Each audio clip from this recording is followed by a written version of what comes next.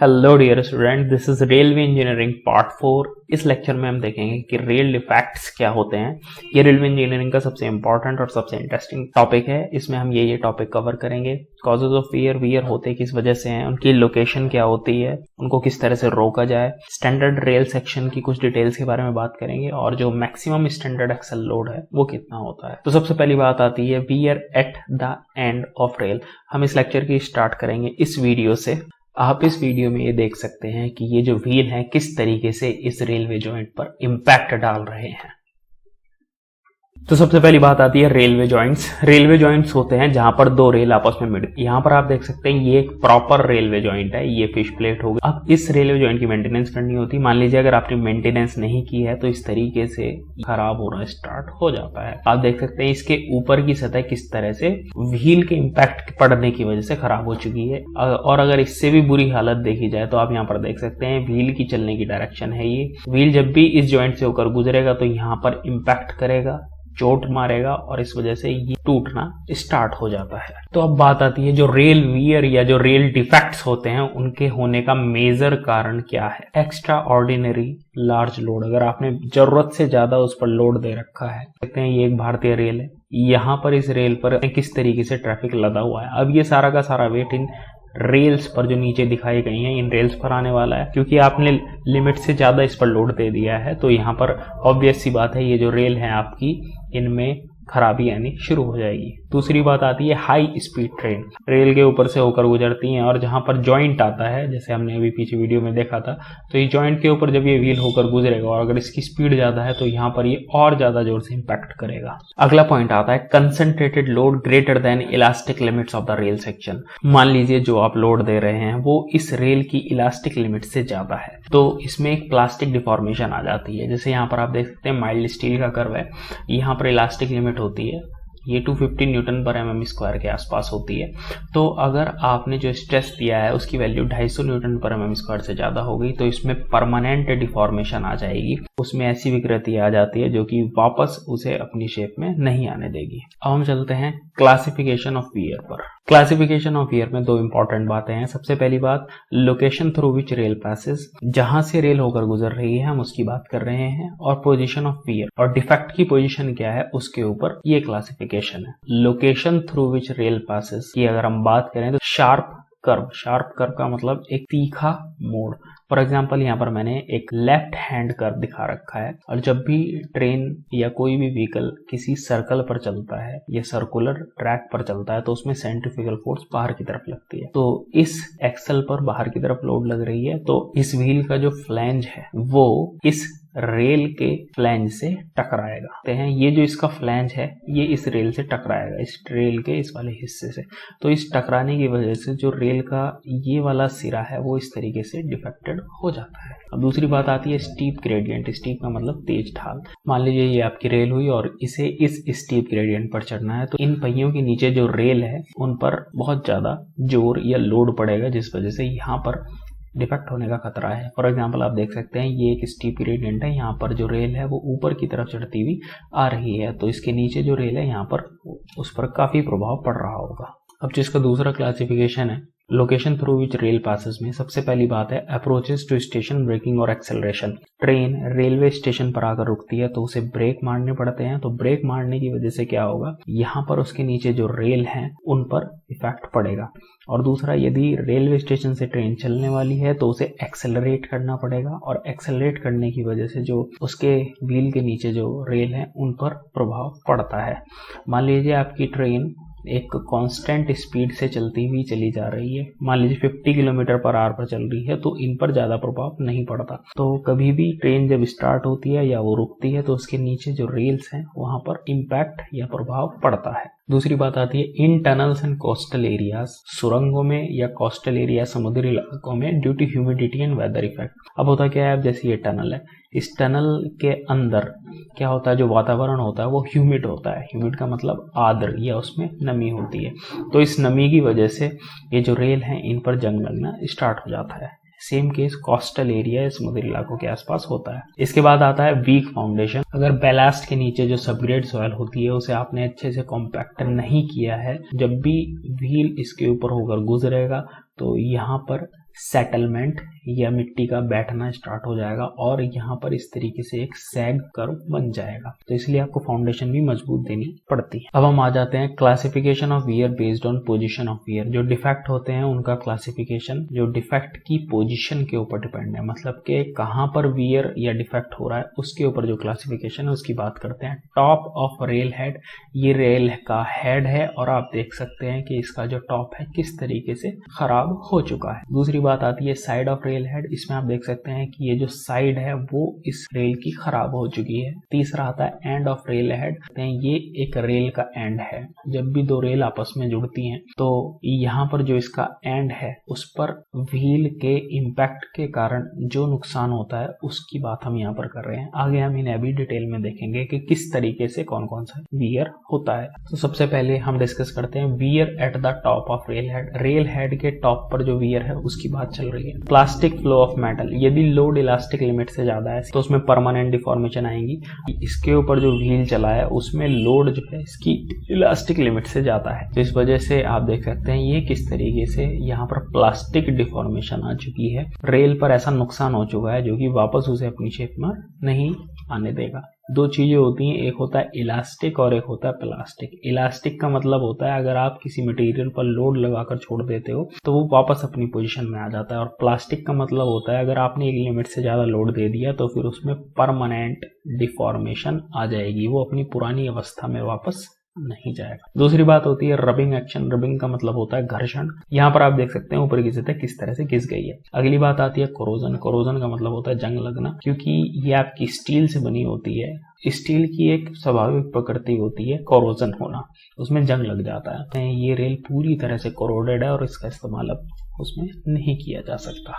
इसी क्लासिफिकेशन हम अगला देखते हैं slipping of wheels on curve, मतलब कि जो व्हील है उनकी स्लिपिंग कैसे होती है। इसके लिए हमें ये वीडियो देखनी पड़ेगी।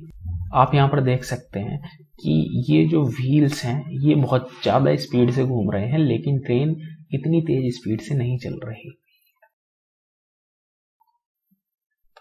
स्लिपिंग के केस में क्या होता है, ये जो व्हील है ये आपका बहुत तेजी से मूव करता है या रोटेट करता है, लेकिन जो आपकी ट्रेन है वो इसके अनुरूप नहीं चलती। आपने अक्सर ऐसा देखा होगा, कार आपने अगर चलाई है तो जब आप उसे फर्स्ट गियर में उठाते हैं और अगर आप उसको बहुत तेज एक्सेलरेट कर दें तो ये जो आगे के व्हील्स होते हैं जो कि इंजन से जुड़े होते हैं ये अचानक से तेज तेज घूमने लगते हैं, लेकिन आपकी कार चलनी स्टार्ट नहीं होती है क्योंकि इसे पूरी तरह से अभी ग्रिप नहीं मिली है और आपने जरूरत से ज्यादा एक्सेलरेशन दे दिया। तो इस वजह से क्या होगा, यहाँ पर स्लिपिंग कंडीशन बन जाएगी। जब व्हील इस तरीके से स्लिप करता है तो यहाँ पर इस तरीके का डिफेक्ट पैदा हो जाता है। इसके बाद हम आते हैं fluctuation in track. Longitudinal level, ये ब्लैक कलर से यहाँ पर रेल है और ये वुडन यहाँ पर स्लीपर लगे हुए हैं, तो इसका सीधा सा रीजन ये है इसके नीचे जो सबग्रेड सॉइल है वो सेटल हो चुकी है, इस वजह से यहाँ पर इस तरीके का डिफेक्ट आ चुका है। दूसरी बात आती है अलाइनमेंट में। ये रेल्स ट्रैक का टॉप व्यू है। ऐसा अक्सर तब होता है जब स्टील की रेल गर्मी की वजह से एक्सपैंड करती हैं और आपने प्रॉपर एक्सपेंशन गैप नहीं दे रखा। तीसरा टाइप का आता है lack of provision of adzing of sleeper. Adzing of sleeper हमने पिछले लेक्चर्स में देखा था। ये जो आपका स्लीपर है, ये वुडन स्लीपर है, इसमें आप ये वाला हिस्सा काट कर निकाल देते हैं ताकि 1/20 का स्लोप मिल जाए। तो अगर आपने ये प्रॉपर एजिंग नहीं दी है, आपने 1/20 का स्लोप नहीं दिया है, तो इस वजह से यहाँ पर वियर हो जाता है। 1/20 का स्लोप इसलिए दिया जाता है ताकि रेल है उसका सेंट्रॉइड आपका बीच में बना रहे, और अगर आपने ये स्लोप नहीं दिया तो ये सेंट्रॉइड बीच में नहीं बन पाएगा, और अगर ट्रेन लेफ्ट में मुड़ना चाहती है तो लेफ्ट में ही रहेगी और अगर राइट में मुड़ना चाहती है तो राइट में रहेगी। अब अगली बात आती है wear at the side of rail. तो इसमें सबसे पहली बात आती है इम्प्रॉपर सेंट्रीफ्यूगल फोर्स। हम इस चीज को भी थोड़ी देर पहले डिस्कस कर चुके हैं कि ये एक लेफ्ट कर्व है। लेफ्ट कर्व में जब भी कोई व्हीकल चलता है तो उस पर बाहर की तरफ सेंट्रीफ्यूगल फोर्स लगती है, तो इसमें सेंट्रीफ्यूगल फोर्स लगी बाहर की तरफ, तो इसका जो फ्लैंज है वो रेल के फ्लैंज से टकराएगा, और फ्लैंज के टकराने से आप देख सकते हैं किस तरीके का यहाँ पर वियर पैदा हो चुका है। जो रेल का फ्लैंज है यहाँ पर आप देख सकते हैं डिटेल में मैंने दिखा रखा, इस व्हील का फ्लैंज आपका रेल के फ्लैंज से टकरा रहा है, तो यहाँ पर आप देख सकते हैं इस तरीके का डिफेक्ट आ जाता है। दूसरी बात आती है स्किडिंग ऑफ व्हील, जो अभी हमने थोड़ी देर पहले देखा, तो स्किडिंग ऑफ व्हील की वजह से इस तरीके के डिफेक्ट आते हैं। अब हम चलते हैं अगले वियर्स की तरफ। Weir at the end of rail head, इसमें loose fish plate, fish bolt. ये फिश प्लेट क्या होती है, जब भी दो रेल्स आपस में जुड़ती हैं तो उन्हें फिश प्लेट की हेल्प से जोड़ा जाता है। तो effect of wide joints in opening, मान लीजिए ये जो इसमें गैप दिया जाता है, यहाँ पर आप देख रहे हैं इधर भी गैप दिया हुआ है, इधर भी गैप दिया है। ये गैप इसलिए दिया जाता है ताकि स्टील तो क्या सभी मटेरियल की एक नेचुरल प्रवृत्ति होती है कि जब भी उसका तापमान बढ़ाया जाता है या टेम्परेचर बढ़ाया जाता है तो उसकी लंबाई थोड़ी सी बढ़ जाती है। तो अगर आप इस एक्सपेंशन को होने देते हैं तो कोई स्ट्रेस पैदा नहीं होता, तो इसी वजह से आप यहाँ पर गैप देते हैं ताकि वो आसानी से फैल सके और डिफॉर्म ना हो पाए। लेकिन अगर आपने जरूरत से ज्यादा गैप इसमें दे रखा है तो आप देख सकते हैं किस तरीके से ये टूट गया है। अब बात आती है difference in rail height eight joint. अब मान लीजिए आपने दो रेल्स जोड़ रखी हैं, अब दो रेल्स जोड़ने में आपने क्या किया, अलाइनमेंट सही नहीं दिया है। मान लीजिए ये आपकी पहली रेल है और ये आपकी दूसरी रेल है और व्हील किस तरीके से चल रहा है, इस डायरेक्शन में चल रहा है।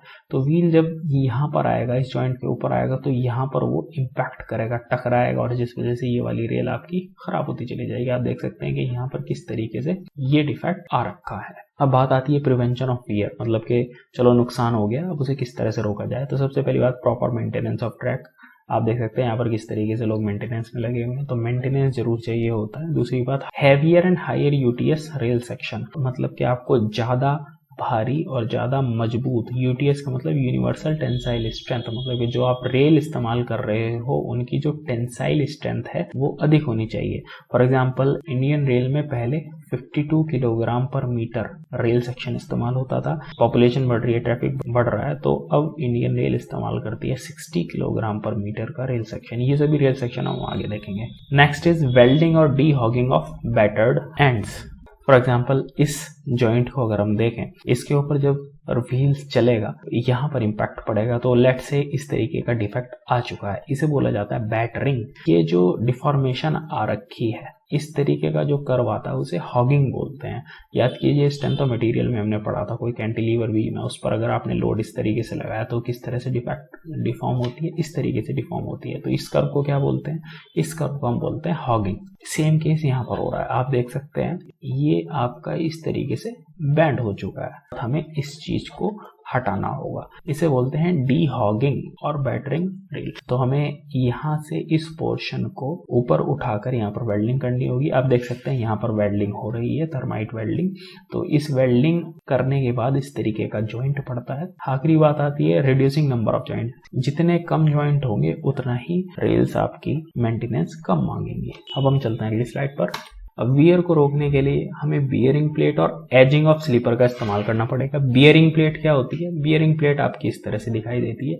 जब भी रेल को स्लीपर के ऊपर रखा जाता है तो उन दोनों के बीच में ये बियरिंग प्लेट लगाई जाती है। बियरिंग प्लेट का काम होता है कि आसानी से जो सेक्शन है, रेल सेक्शन है, वो रखा जा सके। और दूसरा काम क्या होता है इसका, बियरिंग प्लेट का काम होता है 1/20 का स्लोप देखना। आप इस फिगर को देखिए, यहाँ पर ये जो बियरिंग प्लेट है वो इस तरह से बनाई गई है ताकि 1/20 का स्लोप दिया जा सके। और ये इस्तेमाल वहां पर की जाती है जहां पर आपने एजिंग ऑफ स्लीपर इस्तेमाल नहीं किया। दो चीजें होती हैं, या तो आप बियरिंग प्लेट इस्तेमाल कीजिए या आप एजिंग ऑफ स्लीपर इस्तेमाल कीजिए, या दोनों इस्तेमाल कर लीजिए। अब असल में क्या होता है, एजिंग ऑफ स्लीपर का मतलब है आपने स्लीपर को काट के 1/20 का स्लोप दे दिया, ठीक है। मान लीजिए आपने कोई ऐसा स्लीपर है जैसे कंक्रीट स्लीपर है, इस टाइप का स्लोप नहीं दिया है, तो वहां पर बियरिंग प्लेट लगाकर आप स्लोप दे सकते हैं। आप यहाँ पर देख सकते हैं किस तरीके से ये रेल जा रही है और यहाँ पर नीचे हो गई बियरिंग प्लेट और यहाँ पर आपने ठीक एक बोल्ट लगा रखा है ताकि यहाँ पर इसकी ग्रिप बनी रहे। अगर आपको और अच्छी ग्रिप देनी होती है तो हम यहाँ पर इलास्टिक फास्टनिंग लगा देते हैं। ये सभी फास्टनिंग वगैरह हम आगे पढ़ेंगे। इलास्टिक फास्टनिंग का काम होता है इसे थोड़ी सी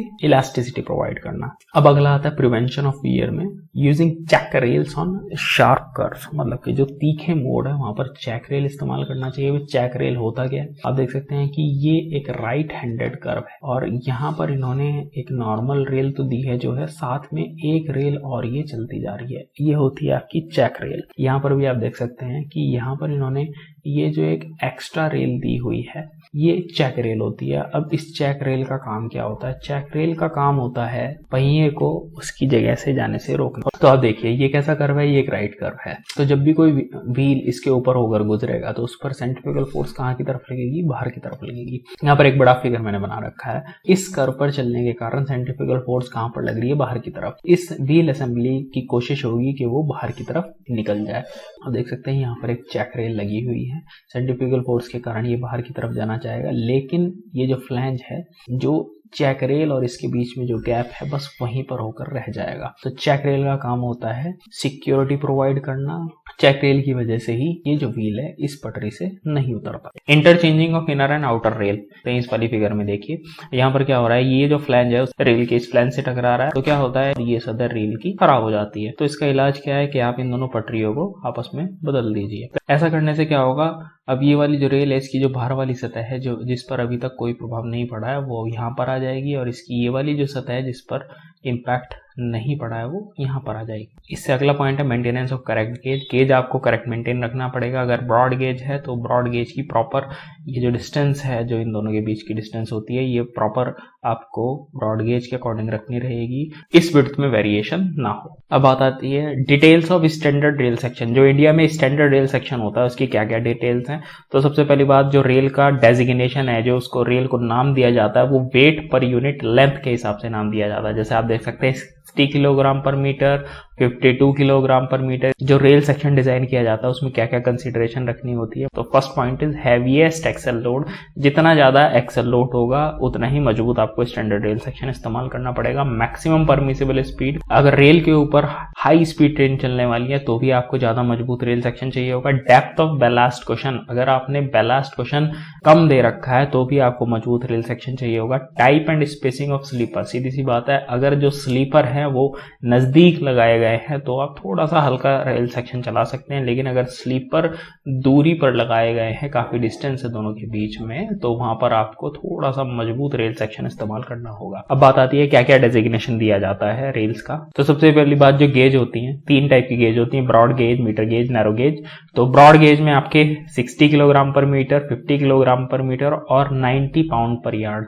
ये ऊपर के दो आपके हो गए SI यूनिट के, और ये हो गया आपका, इसे बोला जाता है FPS, फुट पाउंड सेकंड वाला जो सिस्टम होता है वो होता है। जो 60 किलोग्राम पर मीटर है वो UIC रेल सेक्शन है। UIC का मतलब इंटरनेशनल यूनियन ऑफ रेलवेज। इसी तरह से जो 50 किलोग्राम पर मीटर है ये IRS इंडियन रेलवे स्टैंडर्ड है, और RBS का मतलब होता है आपका नीचे दिया हुआ है रिवाइज ब्रिटिश स्टैंडर्ड। ये इंटरनेशनल के हिसाब से, इंडियन के हिसाब से, ब्रिटेन के हिसाब से, इस तरीके का इनका रेल सेक्शन होता है। और ब्रॉड गेज के बारे में आप जानते हैं 13 मीटर की लेंथ होती है। इसी तरीके से मीटर गेज, नैरो गेज है। मीटर गेज आपकी 12 मीटर की लेंथ होती है, नैरो गेज आपकी 12 मीटर की लेंथ होती है। अब अगली बात आती है details of standard rail section में रेल का नाम जो होता है वो लिखा कहाँ रहता है। और ये रेल का आपका फ्रंट व्यू है और ये इसका साइड व्यू है, मतलब अगर आप यहाँ से साइड से देखें तो ये इस तरीके से दिखाई पड़ेगी। तो इसका नाम कुछ इस तरह से दिया जाता है, IRS 52 kg 710 टिस्को 2nd 1991 और OB। हर चीज का अपना एक स्पेशल मीनिंग होता है, अगर आप इसे एक बार समझ लेंगे तो आपको हमेशा याद रहेगा। IRS 52 इसका मतलब है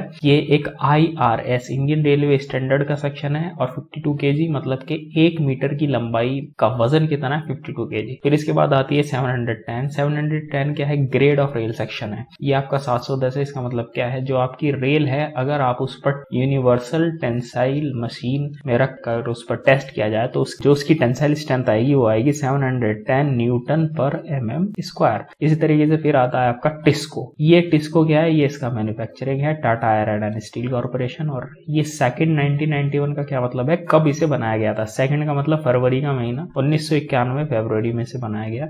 और OB का मतलब है open hearth basic manufacturing process, मतलब कि इस विधि से इस स्टैंडर्ड रेल सेक्शन का निर्माण किया गया है। ओपन हर्थ बेसिक में बेसिकली होता क्या है, हर्थ का मतलब होता है फर्नेस, फर्नेस का मतलब होता है भट्टी। तो आप जितना भी मटेरियल है, iron, carbon, manganese, proper quantity में एक कंटेनर में रखोगे, फिर इसे हीट किया जाएगा, ये पिघलेगा, फिर इस पिघले हुए लोहे को सांचे में डालकर ये रेल बना ली जाती है। अब बात आती है maximum axle load on standard rail section. अब सबसे पहले आपको ये समझना पड़ेगा एक्सेल लोड का क्या मतलब है। ये पूरा का पूरा एक एक्सेल है। एक्सेल होता है एक शाफ्ट रहती है और दो व्हील इसमें आपस में जुड़े रहते हैं। जैसे यहाँ पर ये एक एक्सेल हुआ और ये एक दूसरा एक्सेल हुआ। अगर ये पता करना कि मैक्सिमम एक्सेल लोड कितना है तो इसका एक सीधा सा फॉर्मूला होता है। जो भी वेट ऑफ रेल है जो कि किलोग्राम पर मीटर या पाउंड्स पर यार्ड में हो, उसमें 560 की मल्टीप्लाई कर देनी है। फॉर एग्जांपल अगर आपकी जो रेल्स हैं, पहले हम इसकी बात कर लेते हैं इंडियन स्टैंडर्ड की, वो है आपकी 52 किलोग्राम पर मीटर। तो इसका जो मैक्सिमम एक्सेल लोड है इसमें 560 को आपको 52 में मल्टीप्लाई करना पड़ेगा तो आपका 29.12 टन आ जाएगा। इसी तरीके से 90 पाउंड्स पर यार्ड है तो इसमें भी आपको 560 का मल्टीप्लाई करना है तो आपका ये आ जाएगा। इस 29.12 का मतलब क्या है? इसका मतलब ये है कि ये जो एक्सेल है इस पर जो मैक्सिमम लोड आप दे सकते हैं वो 29.12 टन का हो सकता है। अगर आप ट्रांसपोर्टेशन में बात करें तो ये कितना हुआ करता था, 8 टन के आसपास ये हुआ करता था। जो एक नॉर्मल हाईवे है आपका बिटुमिनस जो हाईवे है उस पर जो व्हीकल चलेगा, जैसे जो ट्रक चलते हैं, तो उनके ट्रक का जो एक एक्सेल होता है उसमें 8 टन का लोड आ सकता है। So my dear all, this was it. और किसी को कोई भी कंफ्यूजन हो, he can ask me in the comment section. Bye, have a nice day.